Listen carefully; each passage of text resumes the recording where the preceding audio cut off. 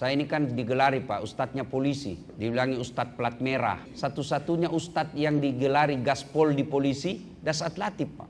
Kenapa? Karena saya mau mengajak para polisi masuk surga. Ini kan saya baca di medsos. Brimob rencananya mau dimasukkan ke kementerian ini. Lalu lintas dimasukkan ke Kementerian Perhubungan. Tidak diberikan lagi penyidikan. Kalau ini terjadi, wassalam. Dari Jakarta ke Bandung. Yang pegang setir apa? Tangan. Gas rem, kaki. Yang melihat rambu lalu lintas, mata. Yang berpikir sepanjang jalan, otak. Tapi begitu ada tikungan, apa tertulis?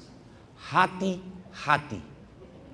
Tidak ada tertulis otak-otak. Padahal kan otak yang berpikir. Iya toh? Tapi apa? Hati-hati. Di kantor sini. Yang menulis pengumuman tangan. Yang melihat salah ketik mata. Yang mencerna kalimat ini benar ini salah otak. Tapi begitu ada pengumuman apa kata announcer? Perhatian, perhatian. Tidak ada kata perotakan, perotakan. Itu berarti memang ini hati penentu. Maka pertanyaan buat kita, hati kita ini sehat atau sakit? Sehat atau sakit? Jangan dulu terlalu cepat menjawab. Yang penting adalah kita inventaris dulu. Kita tapis dulu. Apa saja sih penyakit hati ini? Penyakit hati sudah kita tahu. 1, 2, 3. Oh, saya kena nomor 3. Oh, saya nomor 1. Oh, ini kurang. Ini cuma 5, saya 9. Nah, pada kesempatan ini kita kumpul untuk mendengarkan penyakit-penyakit hati dengan harapan setelah kita tahu, kita obati kalau terkena dan kita bersyukur kalau tidak dan kita istiqomah. Nah, penyakit hati itu banyak sekali. Yang pertama, yang paling banyak nih, saya lihat dari saudara-saudara, adik-adik polisi. Apa itu? Sangka buruk. Sakwa sangka. Kenapa saya tidak dapat ini? Saya ini mestinya sama angkatan, kenapa dia lebih cepat? Kenapa tidak? Sangka baik bos. Allah Maha tahu, jangan sangka buruk. Orang yang sangka buruk itu tidak akan pernah merasakan ketenangan hati. Saya selalu kasih contoh kan. Dulu saya sangka buruk. Waktu saya daftar Akpol, bukan Akpol waktu itu, Akabri.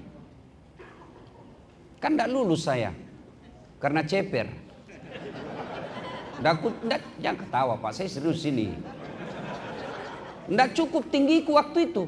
Saya sempat. Padahal saya sudah salat tahajud. Saya protes. Ya Allah, kenapa kau lahirkan saya dalam keadaan pendek? Kau tidak rugi jadi Tuhan kalau saya jadi tentara. Teman saya lulus Pak. Sekarang pangkatnya AKBP. Di Polda Sulawesi Barat, reserse. Baret merah. Saya lulus pakai baret putih. Jadi Ustadz baret putih Pak. Alhamdulillah dengan baret putih yang saya pakai sekarang, mulai baret hitam sampai baret merah saya ceramai semua. Ini sangka baik. Sangka baik. Ada kawan saya jenderal, pindah tempat. Baru tahu hikmahnya setelah ada kejadian. Coba lihat. Inilah Allah kasih pesan. Coba kalau Bapak waktu itu masih di situ, pasti Bapak akan bisa jadi maki-makian. Allah tahu mana yang terbaik. Saya sudah ini memenuhi syarat. Kok tidak? Allah tahu bukan di situ yang terbaik. Allah itu bukan maha menganiaya, tapi maha pengasih. Allah itu bukan maha pelit, tapi maha pemberi. Kenapa Allah kasih kita? Karena Allah tahu ini tidak baik buat kamu. Makanya jangan sangka buruk. Begitu juga istri. Tidak pernah kau rasakan bahagia punya suami kalau sangka buruk. Tidak dijawab telepon, sangka baik. Telepon pagi-pagi tidak dijawab. Oh, berarti suamiku lagi sholat duha. Kan enak perasaan. Telepon lagi siang tidak dijawab. Oh, berarti lagi berjamaah ini sholat duhur. Asar ditelepon lagi, belum dijawab. Oh, ketinggalan HP-nya ini pasti. Begitu masuk WhatsApp teman, saya lihat suamimu bonceng cewek, cantik betul. Oh, berarti dia lagi nge-grab. Enak perasaan toh. Kalau sangka buruk, Allah tidak pernah bahagia. Ada orang suami istri pak, sudah 5 tahun tidak punya anak. Begitu tahun ke-6, dia ke dokter. Periksa sama dokter, kata dokter, alhamdulillah ibu sudah terlambat 2 bulan. Senang dia telepon suaminya, bang, alhamdulillah saya sudah terlambat 2 bulan. Kata suaminya, alhamdulillah, tapi dek jangan cerita ya, malu lagi nanti kalau tidak jadi. Baik bang, rahasia berdua bang, oke. Beberapa hari kemudian datang petugas PLN. Assalamualaikum. Waalaikumsalam, kata istrinya. Siapa ya? PLN. Kenapa pak? Ibu terlambat 2 bulan. Kenapa bisa dia tahu saya terlambat 2 bulan ini? Langsung dia sangka buruk kepada suaminya. Ini pasti ini lagi si gendut ini kurang ngajar ini. Sudah dikasih tahu jangan cerita, malah dia yang cerita. Datang suaminya, assalamualaikum sayang. Apa sayang kau pembohong. Apalagi maksudmu? Kenapa itu PLN tahu? Nah, ini kan rahasia berdua. Bukan saya. Bohong. Suaminya marah bu. Dia pergi ke PLN. Ada apa kau tahu istri saya terlambat 2 bulan? Apa urusanmu? Dia bilang, ada catatannya pak. Ini terlambat 2 bulan. Ada apa kau catat-catat? Hapus itu. Boleh pak dihapus, tapi bapak bayar dulu. Kalau saya tidak mau bayar, ya terpaksa punyanya bapak diputus. Kalau punya aku diputus, apa dia pakai istriku di rumah? Ya terpaksa pakai lilin pak. Ini sangka buruk. Makanya jangan pernah sangka buruk. Adik-adikku polisi sekalian, jangan kau sangka buruk. Allah pasti kasih yang terbaik. Kenapa sudah saatnya saya Kapolres? Belum tahu. Allah tahu bahwa nanti kalau kau Kapolres saat ini, pasti kau jadi masalah. Kenapa saya belum jenderal? Teman saya sudah pada jenderal. Allah tahu bapak belum mampu pikul itu bintang. Sangka baik. Tidak ada orang yang bahagia kalau dia sangka buruk. Pekerjaan ini sangka baik. Kenapa saya tiba-tiba dimutasi non job? Allah tahu itulah yang terbaik. Kalau ini dibaik pak, semua akan jadi baik. Tidak pernah kita sangka buruk, pasti hati tenang. 2014 kan saya ikut juga pilih wali Pak Jenderal. Kalah tidak, cuma yang menang lebih banyak suaranya. Itu namanya sangka baik. Allah tahu dah saat, tidak usah kau jadi pejabat. Kalau kau jadi pejabat setengah mati kau hormat. Datang Kapolres, siap komandan. Datang Pak Jenderal, siap Pak Jenderal. Datang Gubernur, siap Pak Gubernur. Setengah mati kita hormat. Sekarang saya jadi ustadz. Dia yang hormat sama saya. Jangan pernah sangka buruk, sangka baik. Ini orang sangka buruk, penyakit hati. Yang kedua, mohon maaf, jangan marah Pak ya, jangan marah. Ini gunanya dakwah. Apa itu? Sombong. Kita ini yang di dalam sebagai anggota reskrim punya potensi sombong. Tidak berarti otomatis ya, punya potensi. Ada peluang. Sombong. Apa itu sombong? Pakai barang mewah? Belum tentu. Bapak punya rezeki pakai baju krokodil, cap buaya. Itu rezekinya bapak pakai. Cap buaya yang katanya kalau palsu buayanya kepalanya menghadap keluar.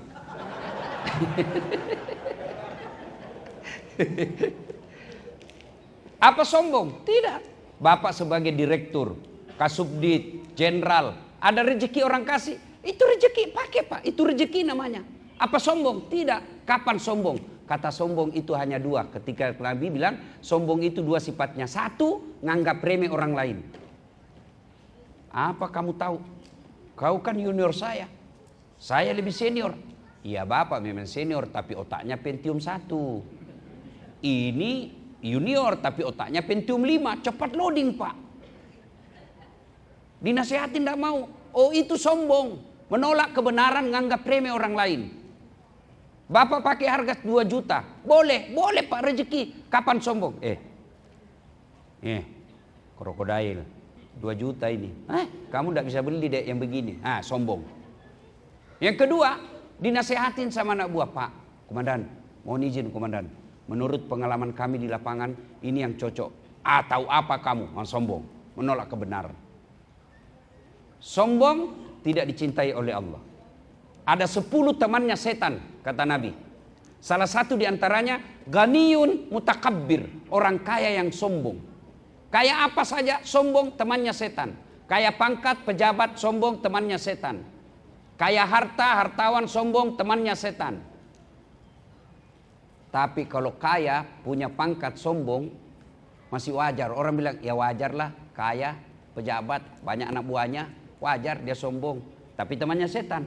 Tapi yang lebih parah, sudah miskin, tidak ada jabatannya, tidak terkenal, sombong lagi. Bukan lagi kau temannya setan, kau sudah jadi setan. Jadi sombong, jangan sombong Pak. Ya, berapa banyak terbukti di angkatan kita, mohon maaf Pak ya, seangkatan misalnya kita, sama-sama angkatan, dia lebih cepat dapat jabatan. Akhirnya dia remehkan seangkatannya. Esok berputar dunia. Tiba-tiba dia dapat jabatan. Pada saat itu pasti Anda rasakan bagaimana akibat dari kesombongan itu. Apa yang kita mau sombongkan? Ini bapak-bapak yang di depan kita bintang. Ingat filosofi alam. Semakin terang matahari itu berarti sudah siap gelap. Semakin gelap malam itu berarti sudah siap pagi. Jadi adik-adikku, kalau selama ini agak gelap rasanya hidup ini, berarti sudah siap terang.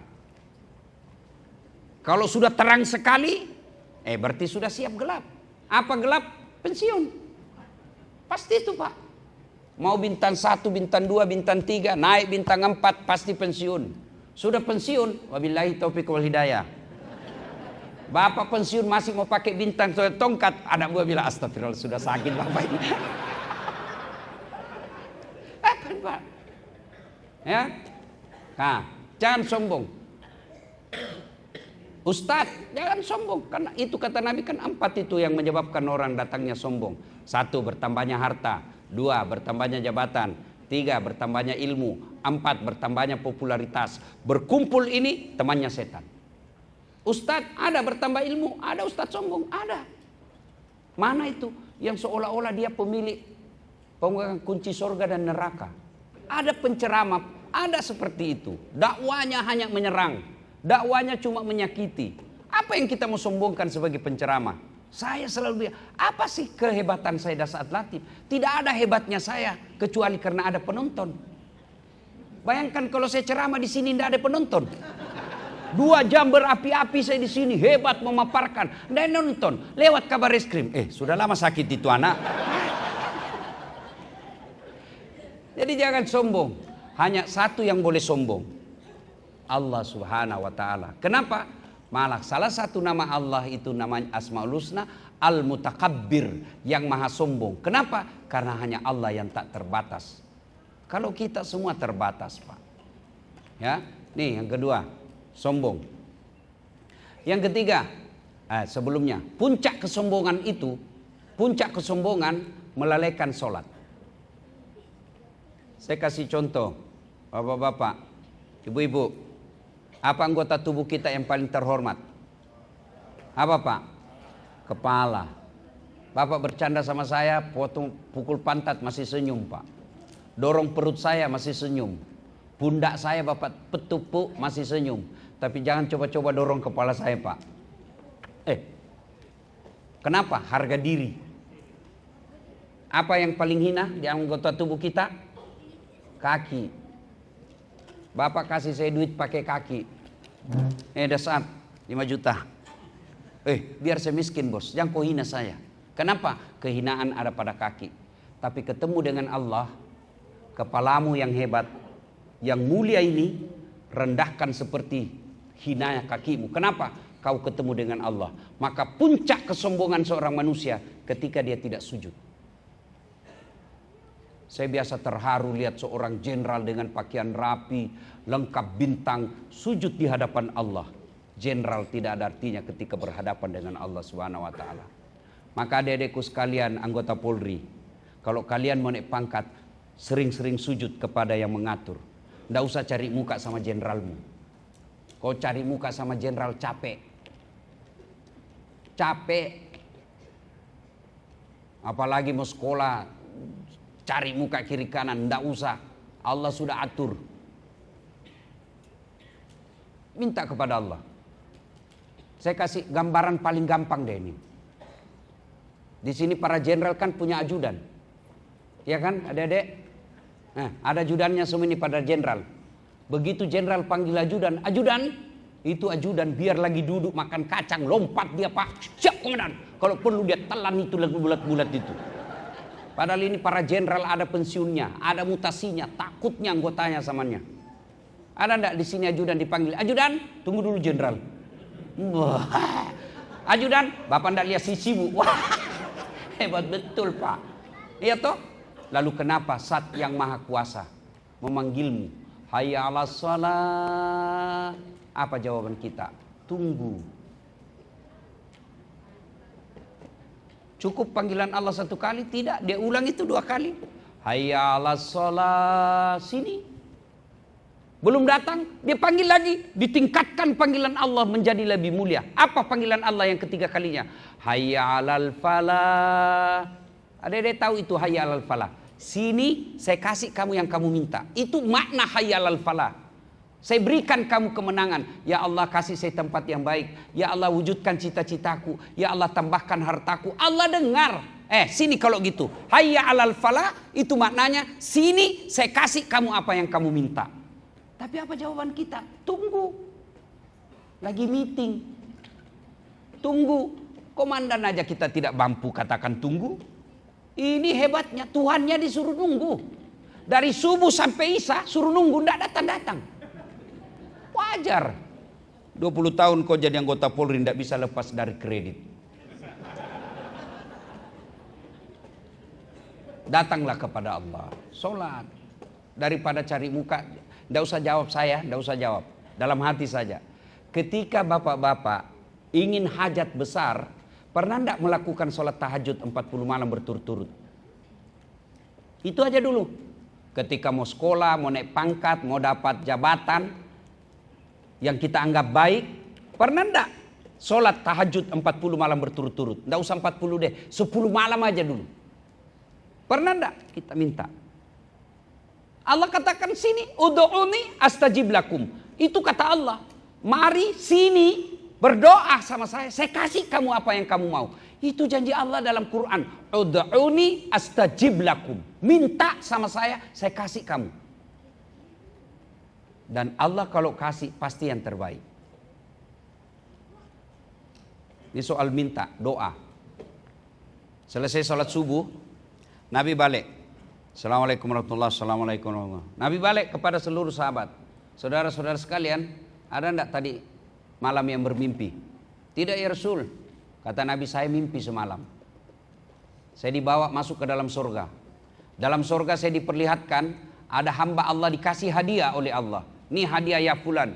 Lalu orang ini berkata, ya Allah, banyak sekali ini kau berikan kepadaku. Supaya gampang dimengerti saya kasih ilustrasi, gambaran. Pahalanya cuma 5, Allah kasih 50. Pahala saya cuma 5, kok 50 ya Allah? Banyak sekali ini. Apa jawaban Allah? Wahai hambaku, ketahuilah itulah doa-doamu yang tidak saya kasih ke waktu di dunia. Karena saya tahu apa yang kamu minta tidak baik. Dari kisah ini sesungguhnya kita bisa pahami bahwa doa itu pasti semua dikabulkan. Cuma cara mengabulkannya caranya 4. Allah mengabulkan doa itu 4 cara. 1, minta Allah kasih, namanya taufik. Ya Allah, mudah-mudahan tahun ini saya jadi Kapolda. Seperti Dirti Pitum kan? Jadi Kapolda di Sulsel. Taufik namanya itu.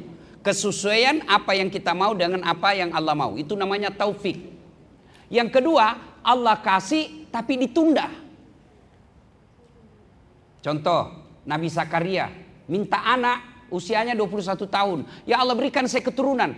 21 tahun umurnya. Kapan Allah kasih? 90 tahun. Berapa jaraknya itu? Dari 21 ke 90. 69 tahun. Nabi Adam ketika diusir dari sorga, satu di India, satu di Irak. Adam di Irak, Hawa di India. Berdoa supaya dipertemukan. Berapa tahun baru Allah kabulkan? 200 tahun baru Allah perkabulkan di Saudi Arabia di Jabal Rahmah. Itu Nabi Pak. Nabi Yunus masuk dalam perut ikan, minta dikeluarkan. Berapa lama baru dikabulkan? 40 hari Pak.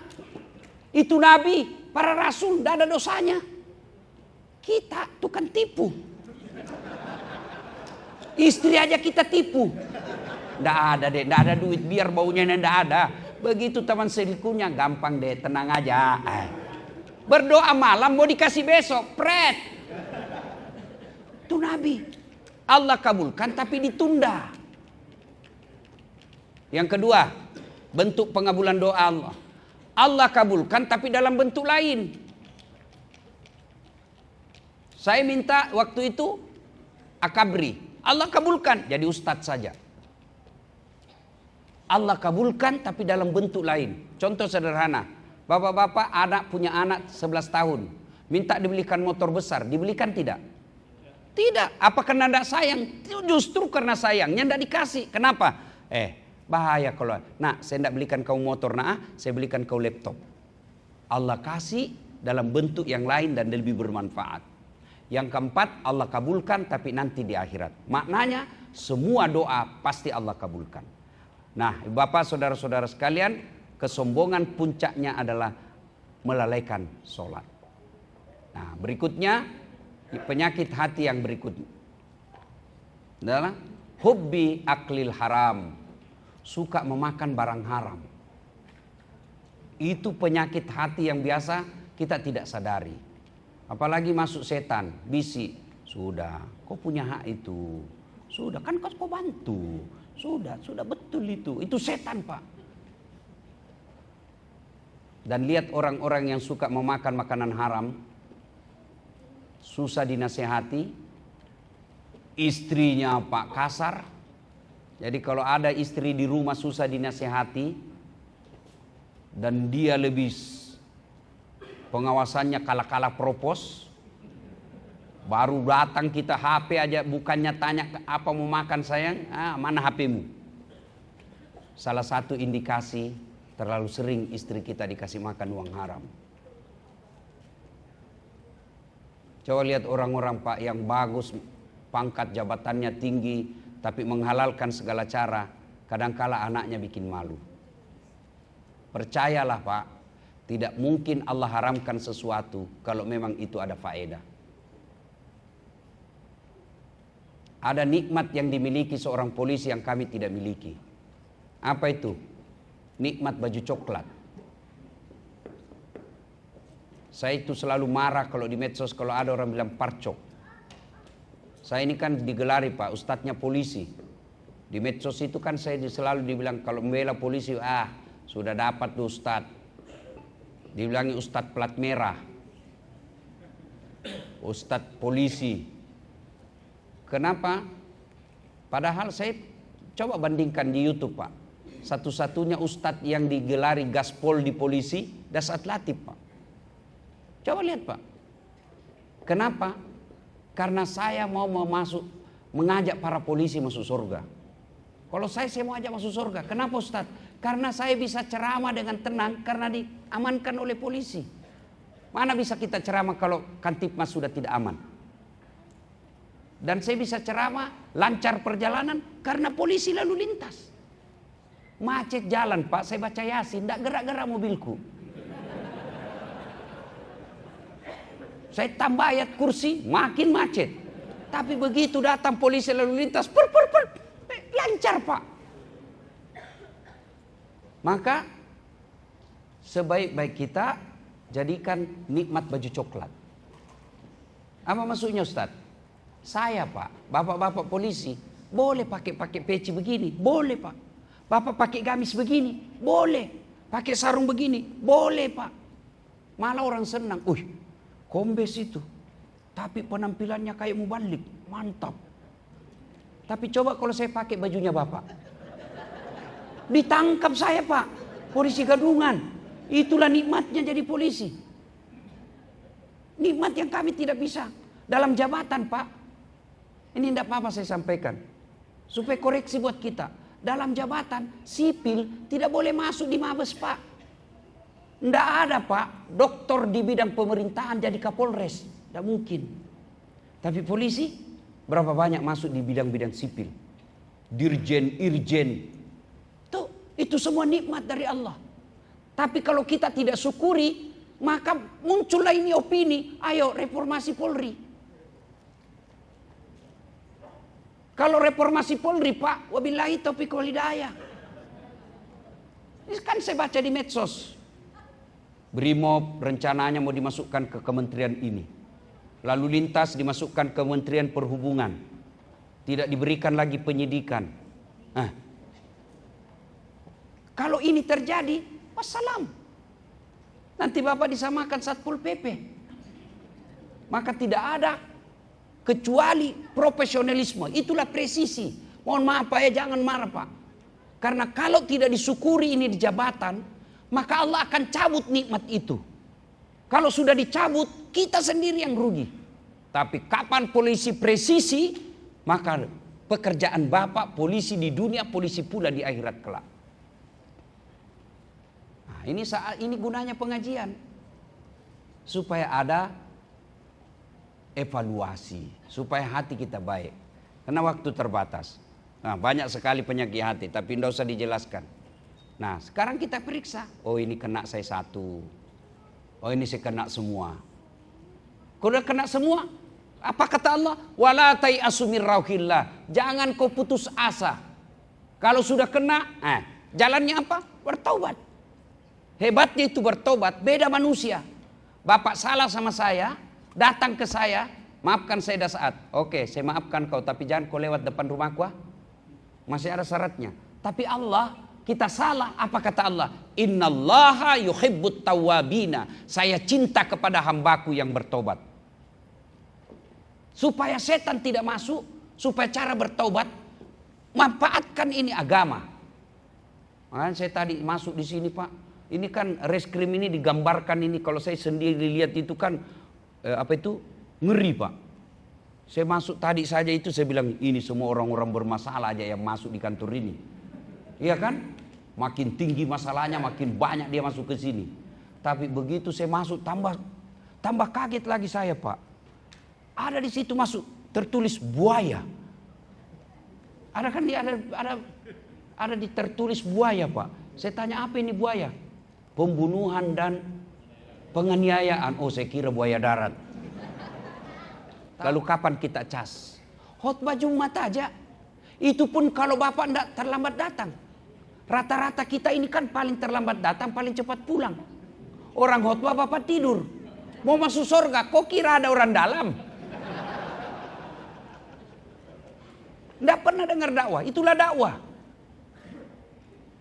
Nah, acara seperti ini ngecas. Sudah ini Pak, dengar dakwah, itu menurut Quran, dua sikap kita. Sikap pertama, dia terima. Apa kata Quran? Innamal mu'minuna alladzina isa sukirallah wajilat qulubuhum wa iza tuliyat alaihim ayatuhum sadathum imanan. Apabila dia sudah dengar dakwah, bergetar hatinya, bertambah imannya. Oh, betul itu kata Ustadz tadi. 3 dijelaskan, saya kena 3-tiganya. Insya Allah saya akan memperbaiki diri. Bapak masuk beriman. Sebaliknya, sikap kedua. Ammal ladzina amanu wa amilus salihati falahum jannatul ma'wa. Hadiahnya orang beriman. Dikasih kau sorga. Sorga dunia, sorga akhirat.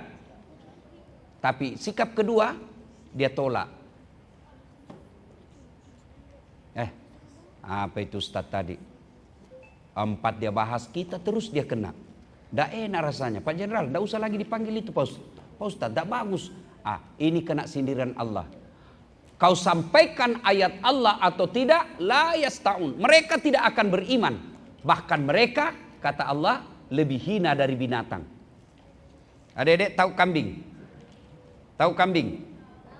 Kambing Pak, kakak saya jual beli kambing di kampung. Itu kambing kalau dia nakal, dia suruh jual, bawa ke pasar, jual. Sampai di pasar tidak ada yang beli.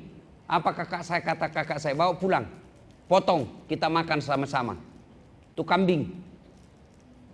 Nakal, jual. Tidak dibeli, potong. Kalau ada anggota di sini nakal, siapa yang mau beli, Pak? Siapa yang mau makan? Itulah mana manusia lebih hina dari binatang. Maka kita tidak mau seperti itu, maka kita hadir di pengajian seperti ini agar kita tidak menjadi lebih hina dari binatang. Pada akhirnya kita bersyukur kepada Allah Subhanahu wa taala. Cara bersyukurnya dengan pekerjaan ini, bekerja dengan baik, dan bekerja dengan baik itu ditentukan oleh hati.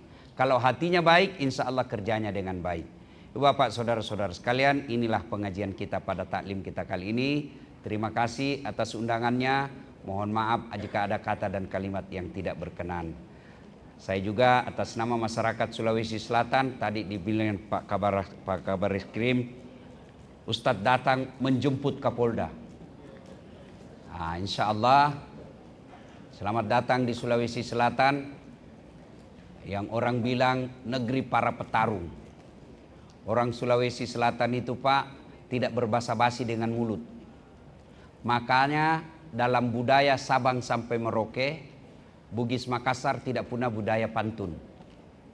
Pulau Sumatera, Pulau Kalimantan ada pantun. Misalnya dia mau melamar anaknya, orang, aku melihat ada bunga di taman. Bunga itu sudah siap untuk dipanen. Itu maknanya ada anak gadis yang mau dilamar. Kalau orang Sulawesi tidak, Pak Jenderal. Dia bilang, sudah besar anakmu ya? Kasih menikah dengan anakku. Cocok ini. Nah, itu orang Bugis begitu dia, Pak. Nah, mungkin ini juga, coba kalau Pak Jenderal besok sampai ke Sulawesi, di Sulawesi itu coba lihat rumah makannya, Pak, tidak ada itu yang di belakang. Rumah makannya pasti di depan dapurnya. Semua dapur di depan, Pak. Coto, konro, sop saudara, palu bara, palu mara, palu kaloa, semua di depan. Itu artinya apa? Apa yang dihidangkan tidak pakai sembunyi-sembunyi. Bapak boleh lihat. Dalam senjata rahasia, senjata Bugis namanya badi. Orang Makassar bilang badi, orang Bugis bilang pat tepi. Di sini dia simpan, Pak. Kalau mungkin yang lain di belakang. Orang Bugis sini, Pak. Kalau dia bilang saya suka, dia suka. Biar dia bersahabat 10 tahun. Kalau sahabatnya tiba-tiba jelek langsung dia bilang, jangan kau begitu. Berkelahi kita itu. Nah, dia di sini.